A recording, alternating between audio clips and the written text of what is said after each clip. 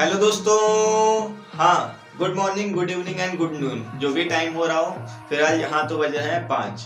ठीक है, तो आज हम बताने वाले हैं कुछ डेरिवेशन जिनके आने के चांसेस लगभग 99% या 90% हैं। ठीक है, तो ये फर्स्ट बुक यानी कि जो पहला भाग है हम लोगों का, जिसमें 8 चैप्टर हैं, उस 8 चैप्टर्स की ये 12 डेरिवेशंस जो कि इम्पोर्टेंट हैं बहुत ही ज्यादा। तो चलिए देख लेते हैं जल्दी जल्दी से कौन सी 12 डेरिवेशंस हैं।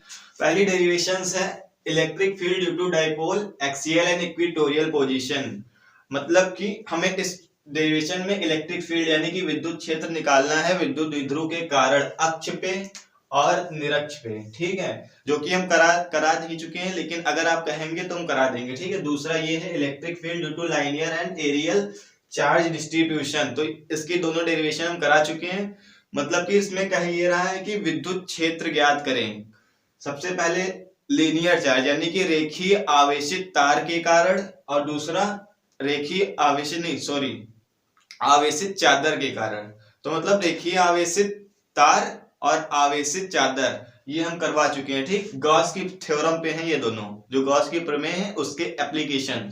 ठीक है, जो थर्ड हमारी डेरिवेशन है वो electric potential due to dipole axial position, equatorial position and general point. मतलब कि विद्युत विभव निकालना है विद्युत द्विध्रुव के कारण अक्ष पर, निरक्ष पर और एक जनरल पॉइंट पे। मतलब कि कॉमन पॉइंट कहीं थीटा एंगल पे दे दे वहां पास। ठीक है, उसके बाद पैरेलल प्लेट कैपेसिटर यानी कि समांतर संधारित्र का फॉर्मूला, यानी कि जो A बराबर A एप्सिलॉन नॉट, C बराबर A epsilon not upon D है, इसका हमें निगमन करना कि आया कहां से।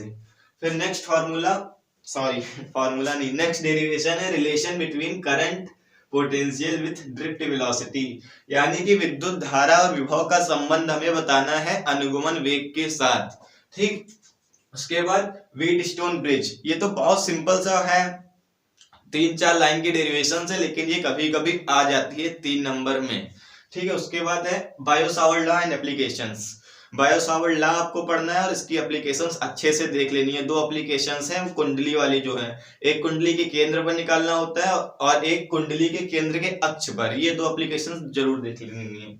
उसके बाद ampere circuital law and application, ampere का जो नियम है परपथीय नियम, वो देख लेना। उसकी 2 एप्लीकेशंस का मतलब है अनुप्रयोग, प्रयोग जो भी होते हैं। उसके बाद म्यूचुअल इंडक्शन और सेल्फ इंडक्शन कोफिशिएंट, किसके लिए म्यूचुअल इंडक्शन जो कोफिशिएंट है वो देख लेना है टू प्लेन कॉइल्स, मतलब कि 2 समतल कुंडली रखी होंगी उनके लिए। 2 समतल कुंडली के लिए हमें म्यूचुअल इंडक्शन यानी कि कैपिटल M देखना है।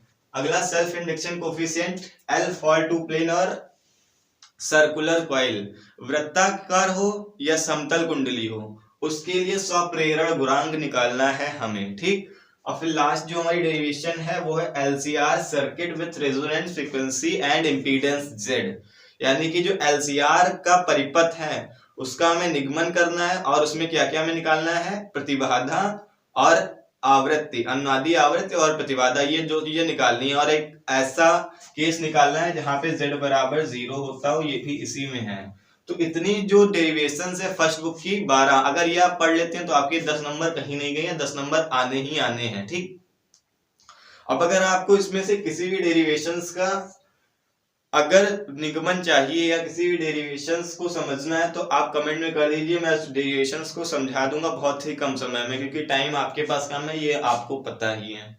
ठीक है, तो मिलते हैं किसी अगले वीडियो में। इस वीडियो में बस केवल बेसिक से जानकारी देनी थी कि कौन कौन सी डेरिवेशंस आपके लिए इंपॉर्टेंट हैं। ठीक है, धन्यवाद।